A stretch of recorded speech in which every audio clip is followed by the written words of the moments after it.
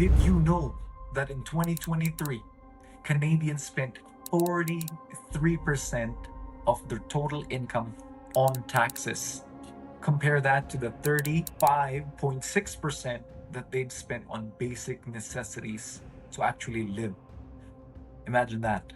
You pay more in taxes versus your actual living expenses. So in this video, we're gonna break down the actual cost of the Canadian Promise. Stick around and let's get to it.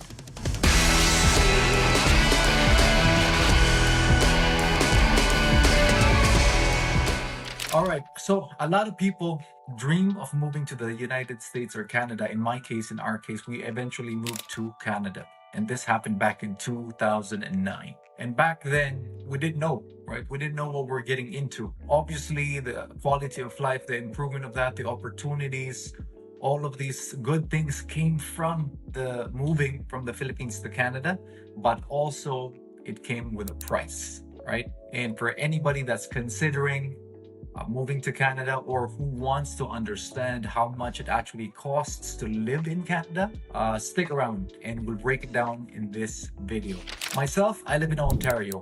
And in Ontario, in Canada, you pretty much have tax structure that's broken down into a federal level, meaning the country, and then you have the provincial level taxes. And then you also have your everyday goods harmonized sales taxes, your GST, HST. So in Canada, when you work for money, aka employment income, you owe the government a portion of that money.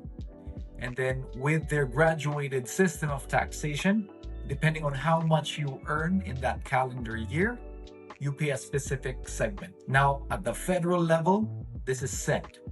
And looking at this graph, we can see the breakdown, right? You can see that per income level, you pay a different segment of tax. Second segment of taxation is on the provincial level. So now, depending which province you live in, you also owe that province taxes. In my case, I live in Ontario. My official residence is in Ontario. And again, as you can see in this bracket right here, we have a breakdown of how much people in Ontario pay for each segment of income they earn, right? So that's two ways you get taxed. Now, on top of those two taxes that you pay, you also pay a few premiums. So your first premium is your Ontario Health Premium. And then based on an income of, let's say, 42,000, that's the median income for an individual in Canada right now. Household income is about 85,000. The estimated Ontario Health Premium is $600 per year. The second thing that you pay after that is your CPP, so your Canada Pension Plan. What this is, it's a fund that would then be paid out to you after you turn 65. 65. So you pay into this fund month after month, and then depending how much you paid into it, you'd be eligible to receive pension by the government after you get 65. You also have an option of extending when you get your pension, and then the amount increases.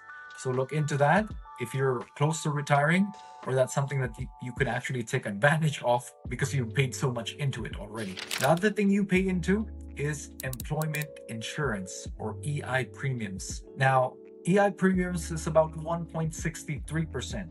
So going back to the 42,000 median income, you would pay an estimated of $685 per person. Let's break it down. On the federal level, you're paying $6,300 in taxes. On the provincial level, you're paying $2,121 in taxes. You're paying $600 for your health premiums, $2,499 for your CPP, and $685 for your EI. So the total for one person in taxes is $12,205. So now, what's left? 42,000 minus 12,205. That would leave you with $29,795. That's about a third of your income going to taxes. All right, so let's talk about how else you get taxed, right? So obviously, when you live in Canada, you need to live somewhere. You need to, go places. You need to maybe get entertained once in a while. You need to feed yourself, right? with all those activities, you also pay your incidental daily taxes, right? So the GST in Ontario is 13%. So all of your spending, typically there's an added 13%, not including tip. And then you also pay your car premiums, right? Car insurance. You have your monthly rent, and then you have your gas, and then you have your carbon tax on top of all of that. Let's break it down. So for housing, about $2,000 or $2,500 for a one bedroom or two bedroom, depending where you're renting, but that's about $2,500 a month. For your food, for two people, it's about $600 a month. For transportation, if you own a car, right, you're paying about $300 or $400. You're paying another $100, $150, $200 for insurance. You're paying another $200 for gas, maybe another $50 for maintenance, adding up to around $9,000 or $10,000 per year for transportation if you own your own car. So to add it all up, you're looking at around $50,000 as combined expenses for two people. And then if you subtract that from the 84,000 average median income for the household, you're left with not a lot of money. And also think about the 12,000 you're paying in taxes, multiply that by two, you're left with about $4,000 in savings. So after your daily expenses, after your daily, the taxes, maybe a little bit of entertainment. Typically, if a household makes about $42,000 per person, and then there's two people working, you end up with less than $10,000 a year for investment and maybe entertainment and travel, right, for vacation. So what do we do about this? Our suggestions in this is really being able to optimize your tax situation, right? So if you are running an online business or freelancing business, it's smart to set up a corporation and look at ways of how you can defer your income. For example, if you are employed, look at ways to decrease your tax bracket, like maxing out your RRSP. So there are strategies to lower your tax bracket, so at least you don't give too much to the government. So we'll probably have more breakdowns on tax optimization for people that are working, and we'll also have another breakdown for tax optimization strategies for people who run their own businesses, their own corporations, and how you can set that all up so you can optimize your tax situation.